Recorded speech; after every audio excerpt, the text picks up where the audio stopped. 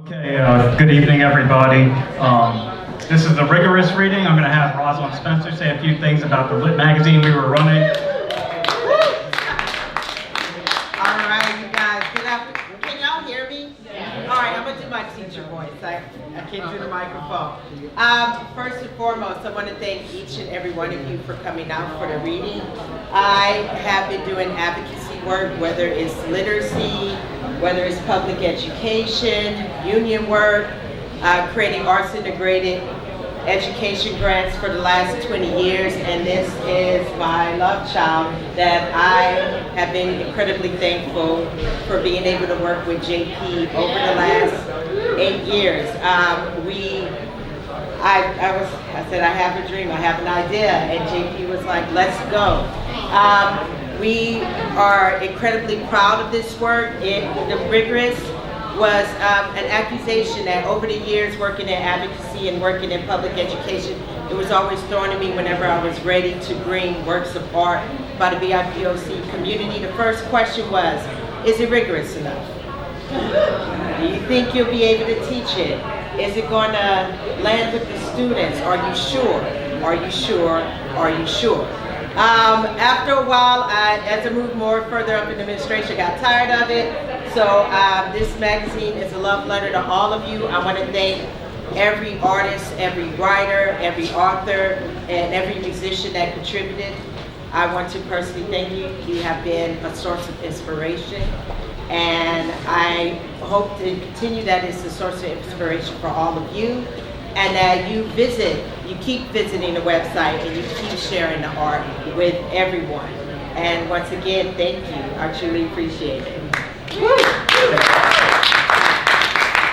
All right, thank you, Rosalyn. I'm JP García, was the co-editor in terms of putting together live functions, which we did ever since Portland AWP, however many years ago that was. You know, we always kind of expand the idea of not just the people who contribute to the magazine, but basically friends of the magazine, which is why we have some people here whose work is not on our website, but are ready to read for us, and that'll be very good to hear. Okay. We come and go and fade away together. We burnt out long ago, but tomorrow still haunts us till this day. The future always arrives right on time, while the past overstays its welcome. Who invited us in? Somebody should know better. We want to be a brighter star, but settled on being a satellite instead. It's more important to be free than happy. This means nothing to us. We mean nothing to us. We mean nothing, and nothing is mean to us. The distance is immeasurable. It's so far or so close as to be nothing. Well, not a number. We are not a number either. Well, we are more than zero. But are we divisible? And can anything be divided by us? Yes, surely a pizza can, that much has been settled on many, many times over the years. It's warm this morning. Would probably be fairly warm back home also, but warm on the road feels better. Warm is warmer when one is away, and unfamiliar warmth is warmer. Some of these towns, cities, places don't have nearly enough trash cans. Do we remember that one time when we had a really good idea? Of course we do. Do we remember what the good idea was? No, of course not. That's not what remembering is for. It's warm, which is not hot, but it's better than cold, and actually probably better than hot also. It is what it is, which is the worst thing to hear after saying almost anything. Anything is not always better than nothing. Nothing has its place, and even more so, it has its moment when it's absolutely needed and necessary. We are what we eat, and what we read, and what we see, and probably even more than this. We are a lot, or so we've been told. We are okay with this. We are what we have heard. We are the so-called. We are so cold right now, the air conditioner is doing more work than it should, but it is called good. Working too hard for no reason is good. We are kind of lazy. We are up to no good. We're lucky to even be out of bed this early. It's a light rain this morning, which slowed us down a bit in terms of getting out of bed. But we got over it once we realized that the sound of the rain did not match what was actually coming out of the clouds. We went to the movies. We caught a flick, as people used to say, but not an entertaining one. We go for the dour.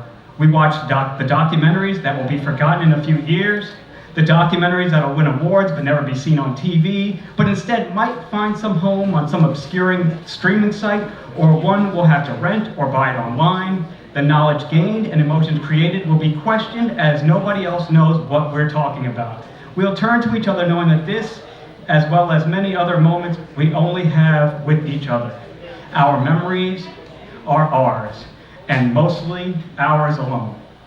We couldn't waste time any better even if we wanted to. We are our own favorite waste of time. We can't keep meeting this way. We can't keep going back to the beginning, but we might not have any other choice.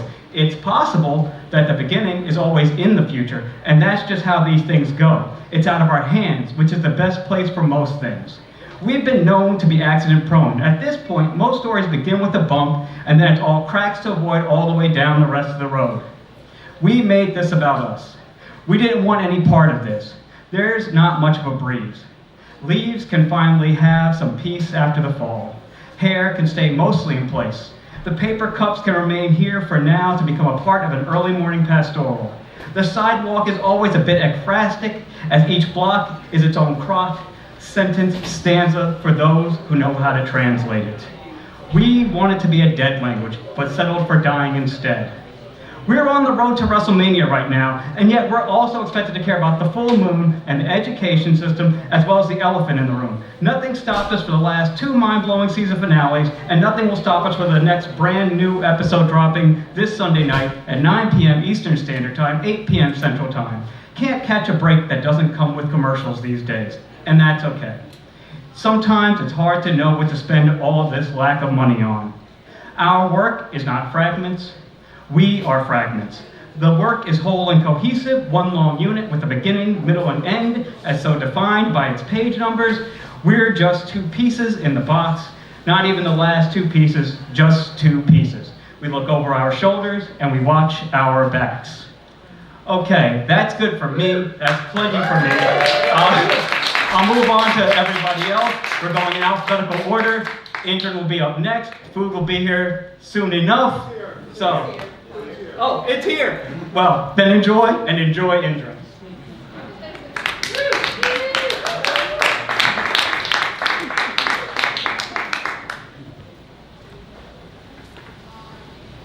Thank you so much for the invitation. I'm going to read a poem from my latest book in English, Seer, which was published just a few months ago by Hanging Loose Press.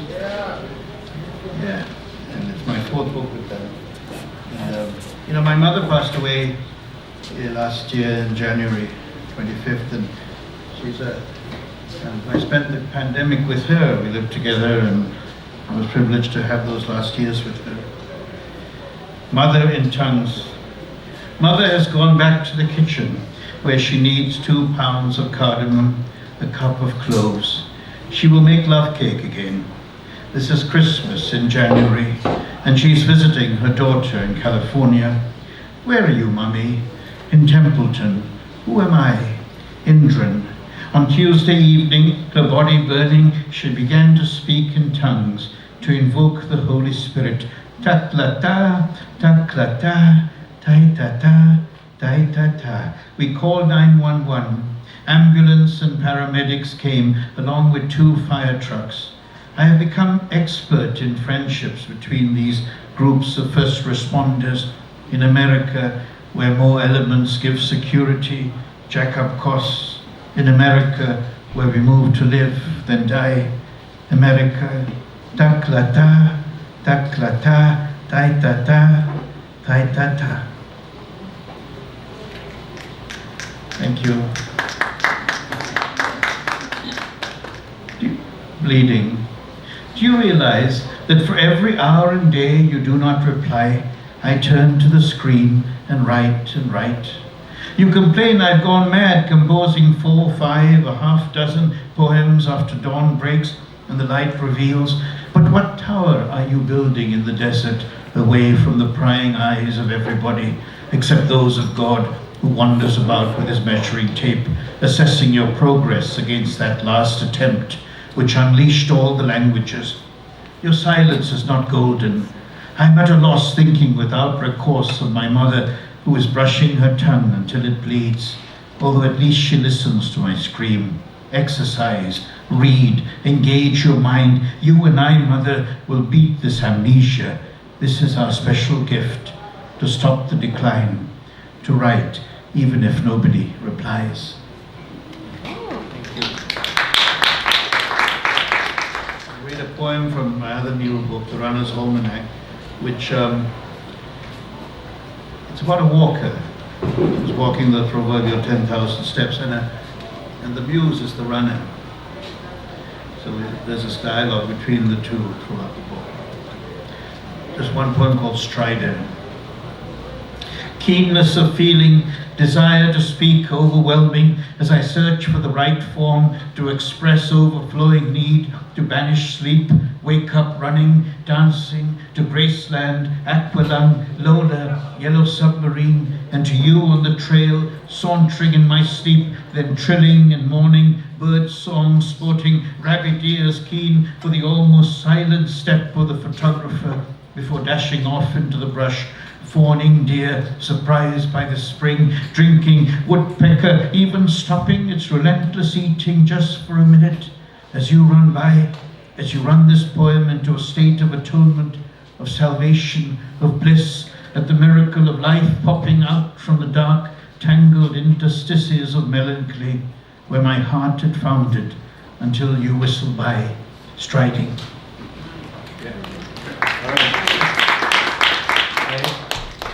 I'd like to try, para que ustedes escuchen un poema de mi nuevo libro, El bosque de deleites fratricidas, que se puede conseguir en demanda en Estados Unidos y en muchos países.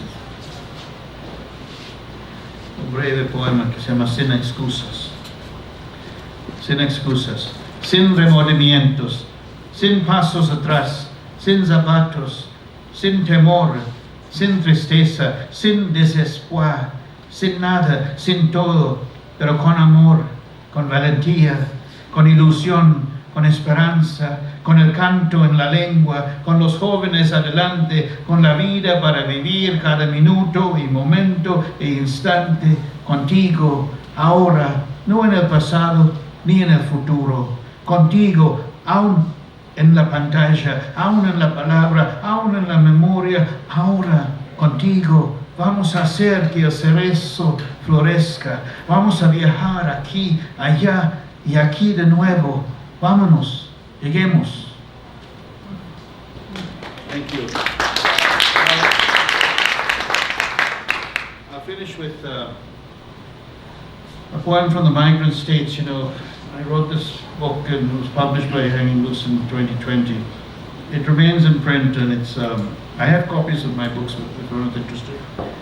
But you know, given the terrible crimes being committed against migrants and visitors and, to this country, of which I'm a naturalized citizen. You know, I was proud to serve this country as a diplomat 30 years. I'm not proud of this government, this current government. So when the tyrant first came into power back in 2016, and then in that period to 2020, I wrote this poem called The Migrant's Reply. We have been running for so long, we're tired, we want to rest. We don't want to wake up tomorrow and pack our bags. We have gone 10,000 miles, we have boarded a rowboat, tugboat, bus, freight train. We have a cell phone and some bread. Our eyes are dry, our breath needs washing. What next? You are putting up a wall on your southern flank. What an irony. The country that accepts refugees does not want us. We qualify. We have scars, and our host governments hunted at least some of us. The rest fled in fear. Gangs do not spare even the children. White vans took away our uncles, our cousins. Do you think they've been made into plowshares? Aye, what are you saying? Too easy to wear our hearts in these words, in slings on our faces, furrowed, perplexed. What happened to kindness to strangers? Why do we have to be herded like prisoners held in a holding camp? We are human beings, and like you in safer countries, we have the same obligation to save ourselves and our children. Oh, the children, look at them. Give them food and school and a new set of clothes. Give them a chance. Whether you are red or blue, the eye of the hurricane does not discriminate. We are your tumbling weeds, hurling cars, flooding banks, and we are diggers of the dikes. We can teach you so many languages and visions. You would learn so much. You would never ever say, lock us up. Thank you very much.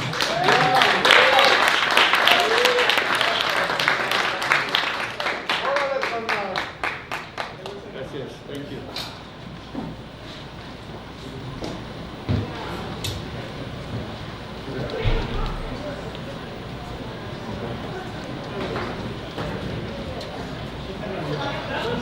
Thank you, everybody. And thank you to Rigorous. I'm one of those friends, not published in a magazine, but I'm such a fan, and I really appreciate spaces like this. They feel safe. So I was joking earlier that all my poems, my name is Rob Arnold, by the way, all my poems are about genocide and child violence. So we're in for a treat today. And I'm going to read 3 poems. They each start with a word in Chamorro, and I'll explain what the word means to you. And this first poem is called Tatao Muna. Tatao Muna are the first people, the land, the spirits of the jungles of Guam and the Mariana Islands. And this is a poem from their point of view. Tatao Muna. Remember we as water. Remember we and moss and vine, laced to rock or hung from rock, tongues of lichens salting the rock face. Let we liquefy, licking the mounted root and leaf rot, fungal breath of tree bark, as fringed, almost feathered ferns uncurl, fiddle-headed in their secret hollow. Let we lay sun-spun, wrapped in spider silk, the exoskeletal sucked-out shells of beetles, bug-scuttled, umpteen-legged, several-section corpus severed in its rain of portents. Remember we in daggered light, flame-dragged, bedraggled. Remember we in ashen snow, fission waste wafting windward, the bleached-out bones that bear their knotted fruits. Let we dismember, ancestral sprites displaced, beheaded, a turbulence of limbs and hands, of mouths enslaved, all sunk in a drunken sea at sundown, little katana moon, ever longing to taste our throats. Yeah, you can snap that one. This is a poem about the moon, and it's kind of the origin was that I was talking to a friend of mine and explaining that part of my process is to go out and cut moons out of my poems, because there are too many moons in poems. So I put them all into this poem. This is called Pulan. Pulan is the Chamorro word for moon, and you'll hear it a lot in this poem. Pulan. All Pulan I've cut from poems, I've placed them here for you. Pulan, which is a rock cleaved from another in the miasma of creation. Indifferent Pulan lofting above, as flames clung to the monk's body, as men in a fury of belief beheaded the journalist. Pulan, which is also that head, sunken eyes, staring down all night. Some possible Pulan, which is not Pulan, but a street lamp lighting a concrete expanse. Pulan that lovers might gift one another, shrunken and pixelated, which is also Pulan of this rat rotting on the sidewalk, Pulan of trash strewn in the Chinatown shrubbery, men nodding out on stoops and trolley stops, this pockmarked boy inserting so tenderly the needle into his girlfriend's neck, which is to say, Pulan of my neighborhood. Redlined Pulan, gentrified Pulan, Pulan that guided ancestors to port, that watched over genocides, mass murders, or this Pulan tonight which haunts the sky, venomous, abdominal, which is also the lyric Pulan, the mouth we long for lonesome nights when earth enshrouds Poulon when we stand at the water's edge to feel its hidden bulk tugging at the breakwall, bodies pulled to the sea as the sea is pulled to Poulon. And just now, the reel you sent me, Poulon-faced young singer on the grainy video, all smooth swagger, all lip-sync lyrics and arpeggiated woes, passion beyond words, beyond honest you do, honest you do. 7 years later, he'd be murdered by the night manager of a Los Angeles motel. Radio stations waxing his own line back as Poulon shaped, the blood pooled. It's been too hard living, but I'm afraid to die, because I don't know what's up there beyond the sky. Beyond the sky is more sky, leaking into the vacuum of space. Beyond the sky is infinite night, emptiness as vast as the void of death, absent of wisdom, absent of love, which had felt so true, so blessed, so validated by the ancient skeletal light of Poulon. Hell yeah. I've never read that before, so. And this last poem is called Danyu. Danyu is the Chamorro word for wound or injury. And this particular injury is a burn. Danyu. I have burned my I'll start over. I have burned myself in a shape that I know. This is a true story. It's not a shape that the body owns, not my body, which is a shape I no longer know. Not my shape taking up space in the world, more and more each year. More and more, the body unrecognized, unknowable, and here, on my left hand, this burn in the soft meat between the thumb and palm. Skin blistered, peeling in white lines along the blunt topography of the hand. Skin, which is a mapping of pain over time, a mapping of sensation and touch. Ruptured at the edges, deeply red, almost brown. A brown like a red robbed of light, a red of the inner body, the hidden body. The body we hide from ourselves, glistening and alive with secret motion, alive with secrets that surface when the hand glances the heating element, and then sticks for a moment as the skin sears into the shape of a corporate logo. A shape I know too well, that I carry in my body as certain as I might carry a dream, a patterning of line and color crusted with platelets, of flesh made brand, flesh branded, consumable, trademarked. How many marks might lurk in the blood's memory? How many ways is a body owned? Mine was stolen by my sister's father, whose whiteness beat us to the edge of death, beat us until the white social workers came, until the white foster parents came to erase ancestry, to erase memory and selfhood. And what is whiteness but erasure, another ownership?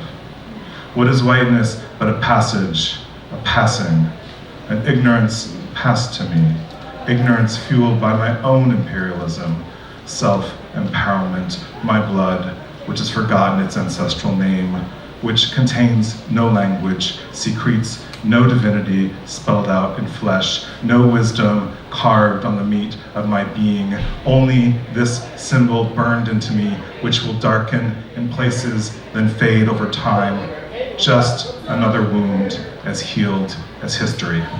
Thank you.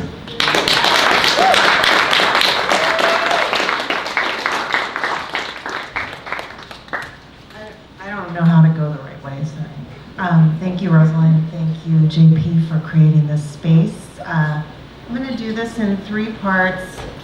The first poem I'm going to read is from an older book, and I do a lot of work in French and English. Sorry, I'm Genève Chao, or Genève, depending which language you're speaking. And I had written this poem for 2 voices. You can kind of see the way it is. But I was never able to find anyone to read it with me, so I made one. So I would like to invite my firstborn to come on up.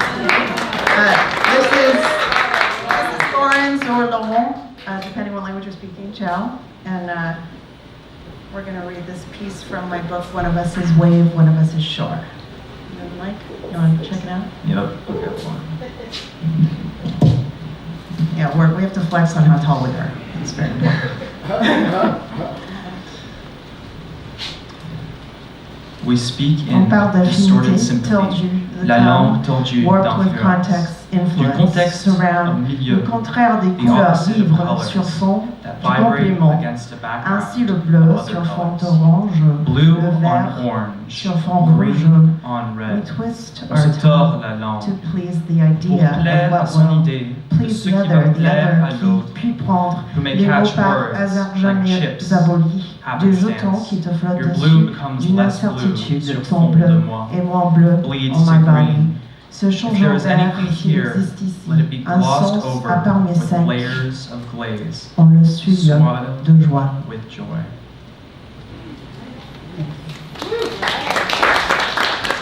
Thank you. Thank you to my firstborn child. Okay, so Rob and I were joking about our dark themes, but I think we have a lot of those at this moment in American history. This is from a manuscript, more recent manuscript about people I've lost to drugs. So I'm just going to read a few little poems from that, and then we'll finish with something more upbeat.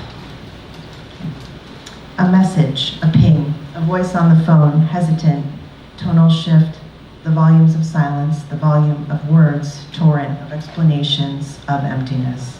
Un message, un ping, une voix au fil, hésitante, changeant de ton, des silences, des mots, un torrent, des raisons, du rien.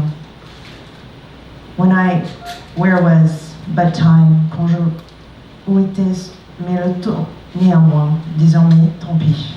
Nevertheless, henceforth, too bad. Ways to be complacent. La suffisance, mode d'emploi. A catechism of half-assed wrung hands. Tant d'œil et faux cul n'aura pas lieu. Qualities of absence. You as a stop I'll make again. Toi en tant que prochain arrêt. You as a permanent loss. Toi en tant que perte permanente. I have retained the habit of you. Je n'ai pas perdu l'habitude de toi. Ask for explanations. Tu as parié par où t'avais péché, mais pas trop. Restons discrets. No, you didn't deserve. Yes, you would have wanted. Des bêtises que l'on me dit en apportant de telles nouvelles. We're here to hold counsel. We're here to hold hands. On est là pour se serrer les coudes à l'attaque, à la tienne. On the phone, a performance of dismay, virtue signaling like a ship comes into port, hands rung and rung again like bells. Balbution, belon, la bête, béguette, un babil, baboulon, buton, bête, baudade. Catastrophe porn, post-mortem, were you lost in it? A buzz, a hum, un bourdonnement de ragots, origin stories, pas de résolution, ta vie réduite à un tire-larme à 50 centimes, il en faut des larmes. Outsourced mourning, the way we place untidy emotions. In movies about the damned, you become a town bike, véhicule culturel, immortel. Now every asshole you ever knew is writing their story on the fresh paper of your life. Chaque gant de ta connaissance écrit son histoire à lui sur ta vie toute blanche.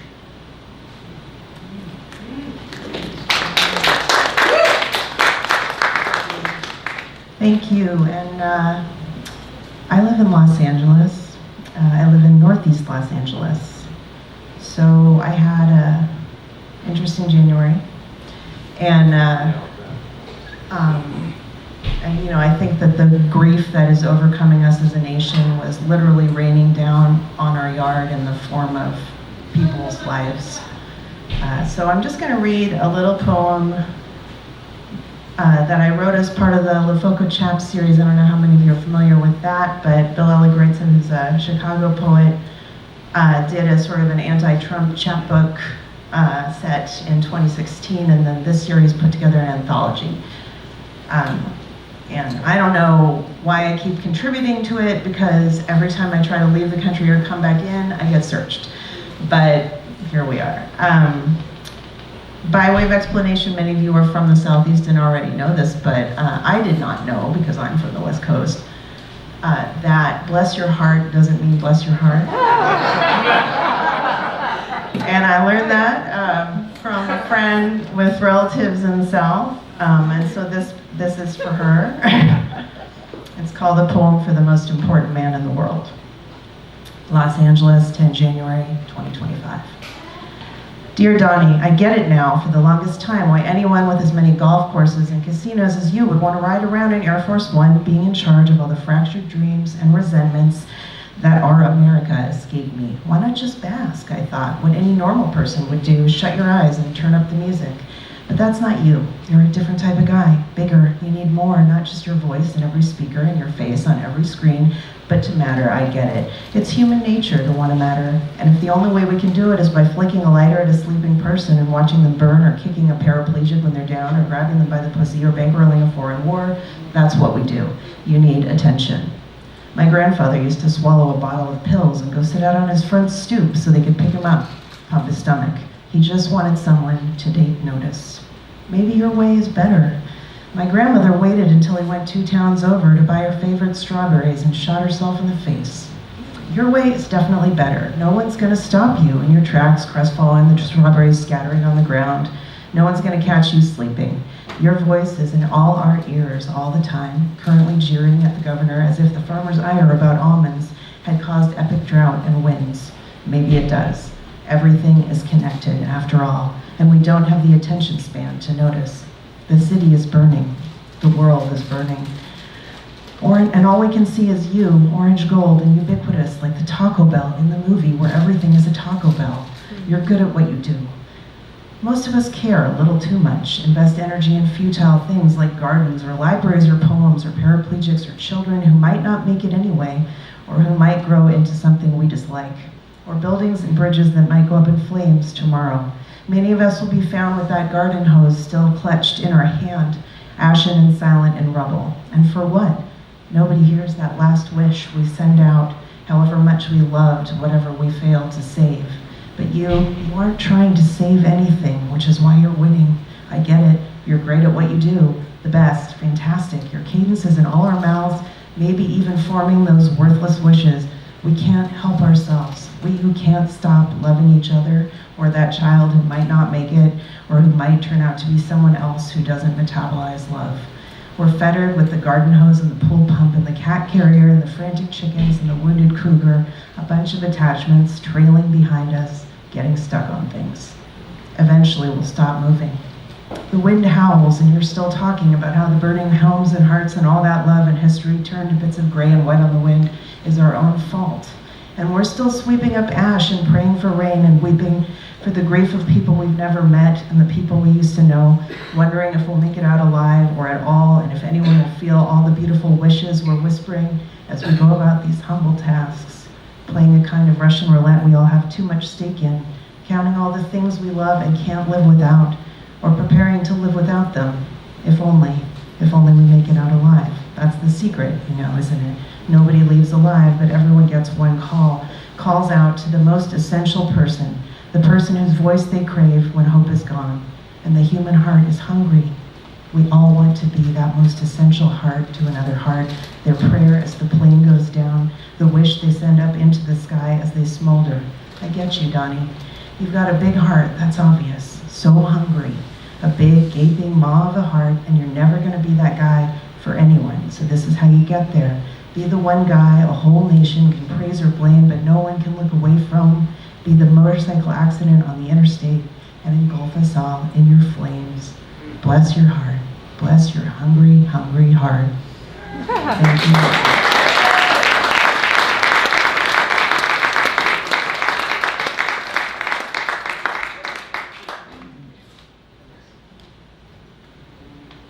Hey everyone, I'm Roman Johnson.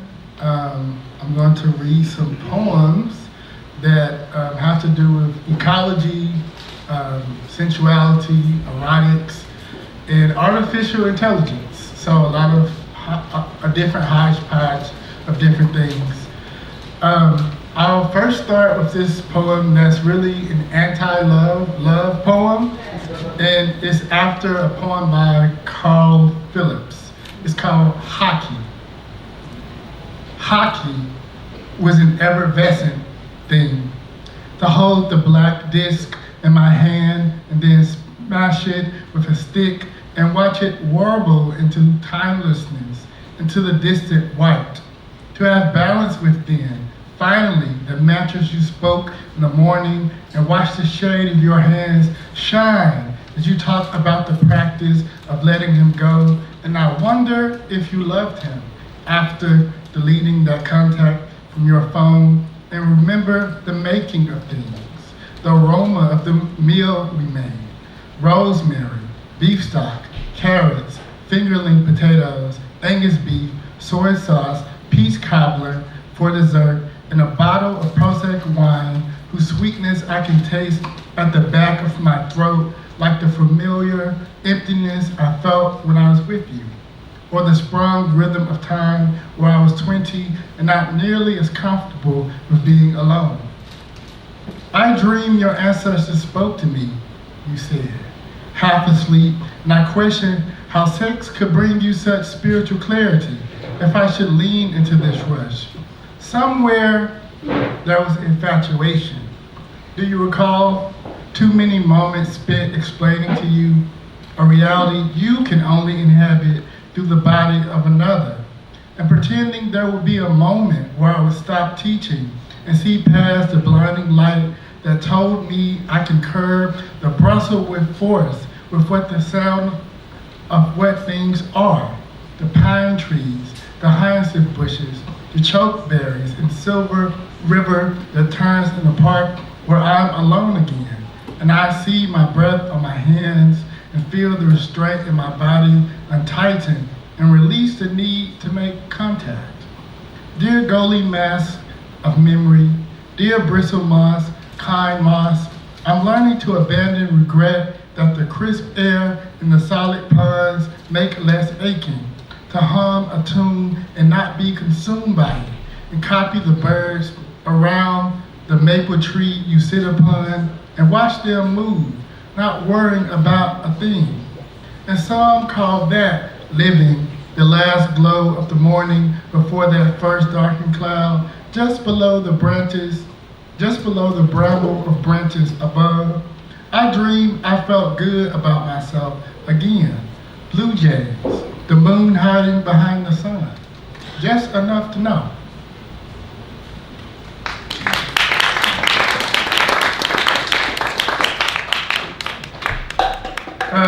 So this next poem is about ecology in this dystopian present that we live in, where recently the National Security Administration, agency, whatever it's called, they took the rule that says that intelligence agencies cannot go after people based on their gender or sexual minority status. As someone who is a gender and sexual minority status person, I felt that I needed to write a poem from the perspective of myself in the future. What if now drones hunt sexual and gender minorities and other miscreants of society? This poem is called Outside in the Violet Saddle Club's Line. We contend with algorithmic ecology. What's meant to be hovering does not emerge from a natural wind, but the circuitry of man's dominion. From what presumably is an attempt at the divine. I have never believed in its machinations or its blackout wings, which demand I behold it below, back to flutter meaning across language, to drone in algorithmic ecology. Yes, the drone, whose origin soars from the Germanic word for the male bee, how air catches underneath as it steers in our direction. Yes, the gods in their creation, if not everywhere, then only here. But the creation is the creation. The God that gave free will also gave the right to destroy or contain what may be classified as a species of speckled frogs covered in mud in a plane, hopping past each other or pushing for safety in the hold of a wet hole. But in this zone, under its specifications, no actual humans are found, only abominable activities, and from its vantage, we see the earth for what it has become. Desolate, almost, and yet in flashes still beautiful and willing. Who wouldn't want to plunder a pink moon or the terrestrial gallery that awaits us where any point of the map falls, but where in this schematic the logic scans my face as a still undefined thing, which suggests this might be a cause for damnation, must be the reason why we fail where we stand. There's glass window that shows it all. A woman or a man with blue hair dancing from the jet of their shoulder and not the reverb of their hip, the kind of grace beyond the binary into a grief joy, every day, the exhaust of green sorrow.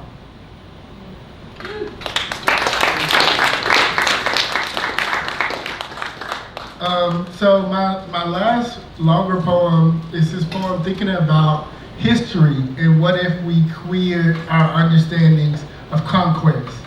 This poem deals with the Moorish conquest of Spain, and it's called Praise Epic of the Pomegranate Wind.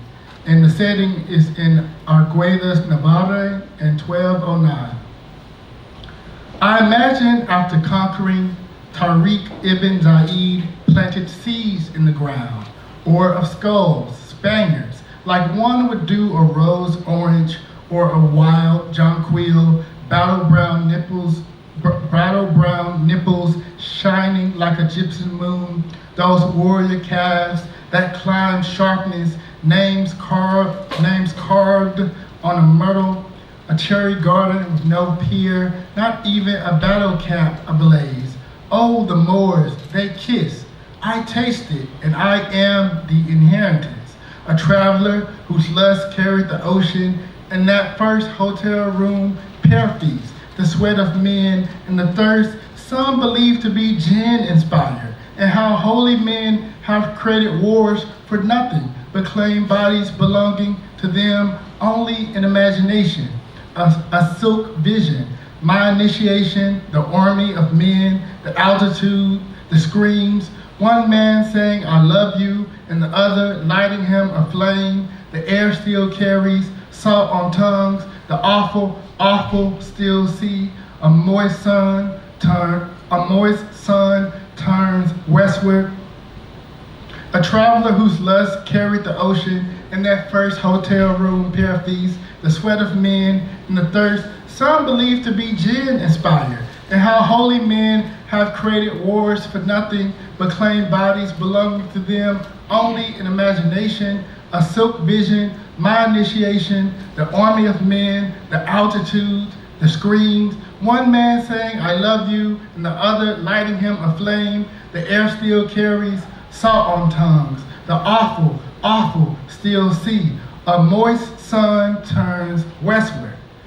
Tariq, I imagine after conquering, Tariq ibn Zaid planted seeds in the ground, or also Spaniard skulls, like one would do a rose, orange, or a wild jonquil, battle brown nipples shining like a gypsum moon, those warrior calves that climb sharpness, names carved on a myrtle, a cherry garden with no pier, not even a battle camp ablaze. Oh, the Moors, they kiss, I taste it, and I am the inheritance. Thank you.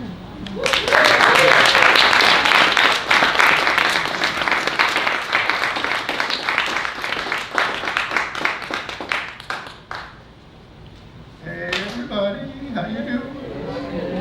Okay, I'm just gonna settle up here because I can't read from my phone because I'm bad eyes. But yeah, can you hear me? Yeah. This better? Yeah. Okay, cool. Hey everybody, I'm Rone Shavers. Good to meet you guys, see you guys. Before I start anything, thank you JP, thank you Roz, and thank you Rigorous for taking a and thank all the readers for coming for me. I've just been like, I have to follow this. So, lately I've been writing these things called chronicas. They're based on a loose literary form, and they don't really kind of cohere together narratively, so if you're looking for a plot, guess again. And chronicas are more or less sort of like the intersection of, we could say, prose poetry, creative nonfiction / lyric essay, and maybe just like a little fiction / fiction type.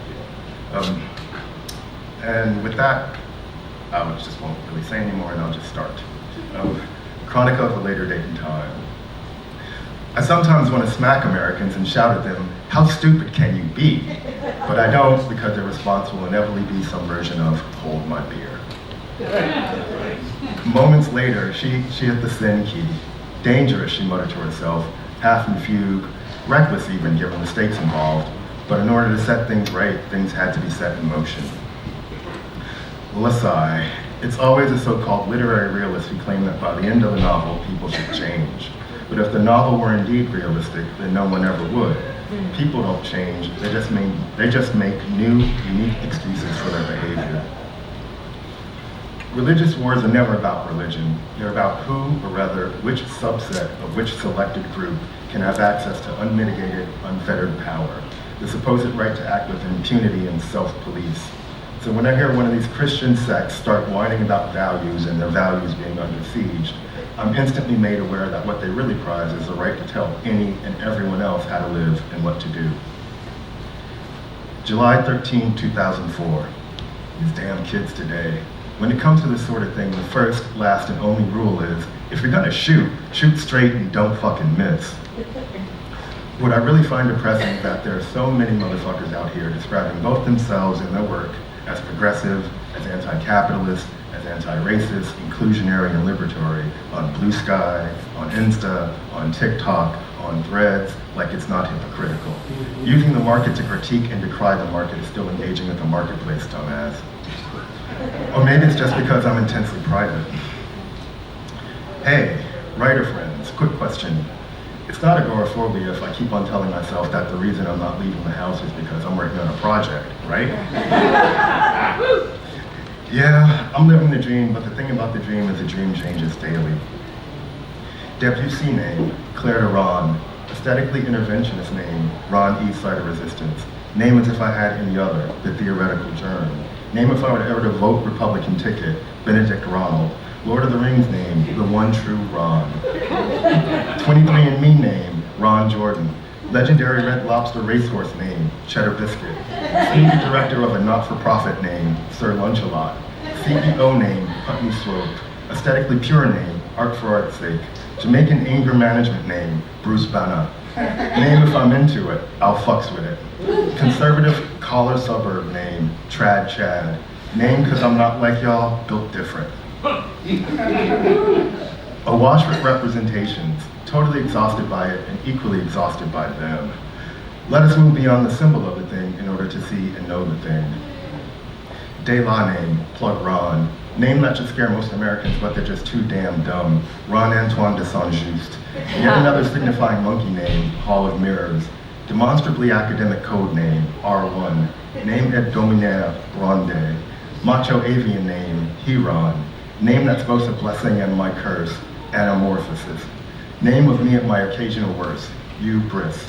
Name when I'm just fooling around, Fawny Shits and Giggles. Marxist material name, Klaus Fourier. Name that reflects my quiet flex, real ones no.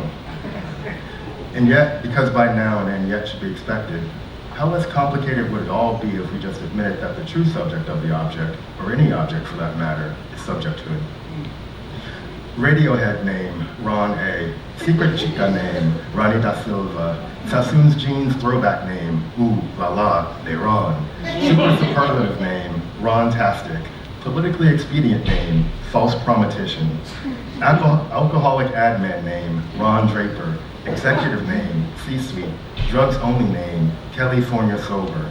Name because the weekend starts here, ready, steady, Ron. Obvious liberal name, Costo Elite. Name of my brother from another mother, Thelonious Monk Ellison. Bisexual name, Gimma both ways. Upsetter name, Return of the Super Ron. Poems as confessions, poems as observation, poems as invitation to share in the thoughts and experiences of another, poems as political intervention, poems as the same old shit, therapy light.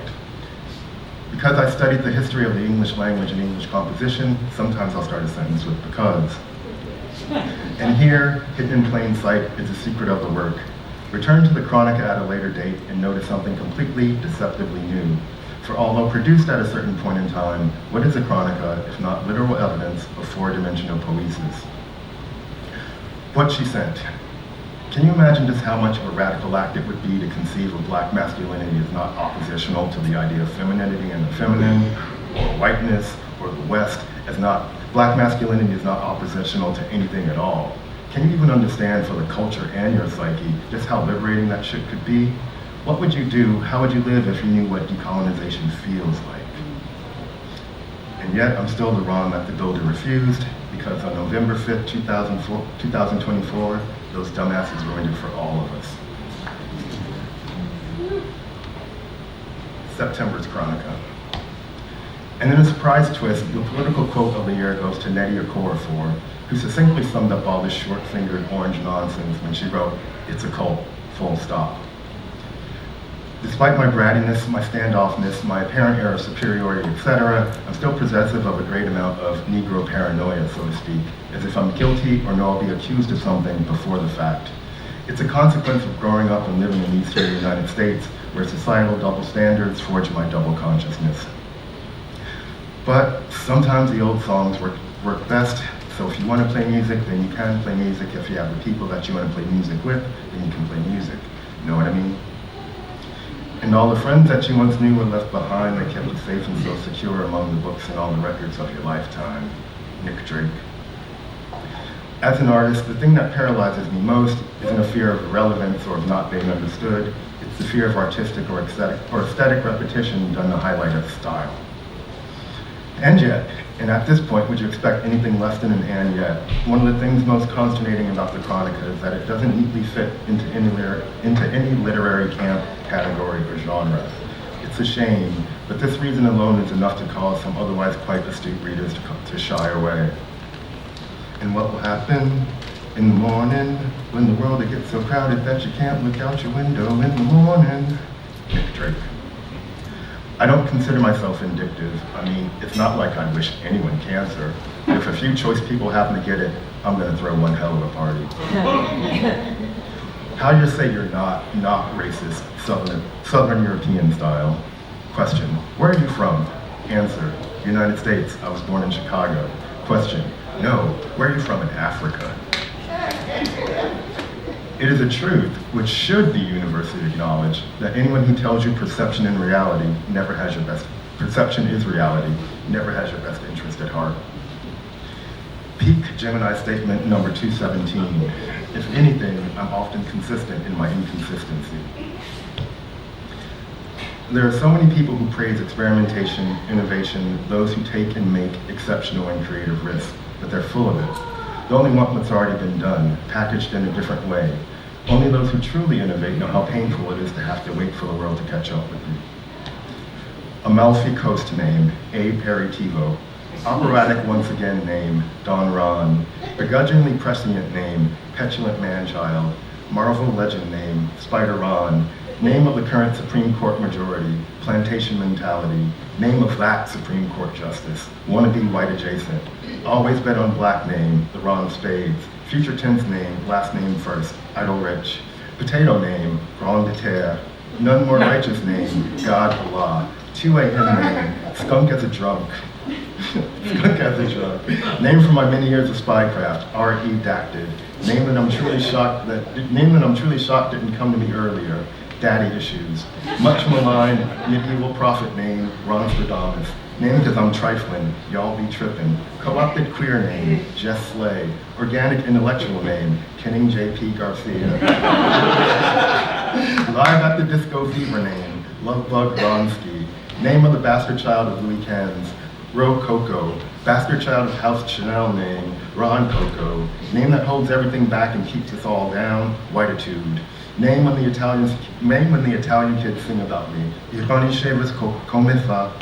Nina Simone sanction name. Oh, Shaver Man, where you gonna run to? Secretly socially awkward name. Standoffish jerk. Name according to my literary reputation. A non-famous. I tall Italian name. Reggae ragazzo. Overbearing Portuguese editor name. Gordon Lisboa. Tuscan stud name. Peachy forever. Steady hustling name. I'm on that grind. Tuscan trollop name. Chianti for days. Ever pugilistic name. Ron, the E is for Ernie Shavers. Nepo baby name. Jazz edition. Ron, Charlie Shavers. Nepo baby name. That's African American edition. Given the stark contrast in generated wealth between African American families and most other ethnic groups, can such a thing even exist? I'm just a love machine, and you know I won't work for nobody but you. The miracles. Always remember that there are intertext and subtext, tones and subtones. Don't dismiss what you don't fully understand, because the only time you'll truly get it is when you realize that you've missed some of it. You read to learn more often than not what you don't already know, and isn't that the point? That's the real definition of intelligent design. It's a rite of passage as old as Western civilization. There will come a time in a man's life when, upon reflection, he will say to himself, who am I kidding? I'm keeping the money. How much fun it is, she said, to make art when you've nothing left to prove.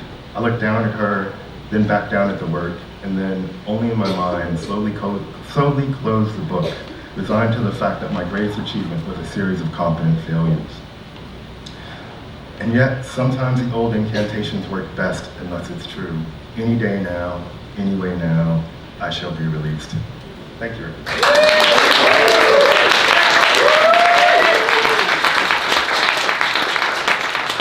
Thank you everybody who read. Thank you everybody who listened.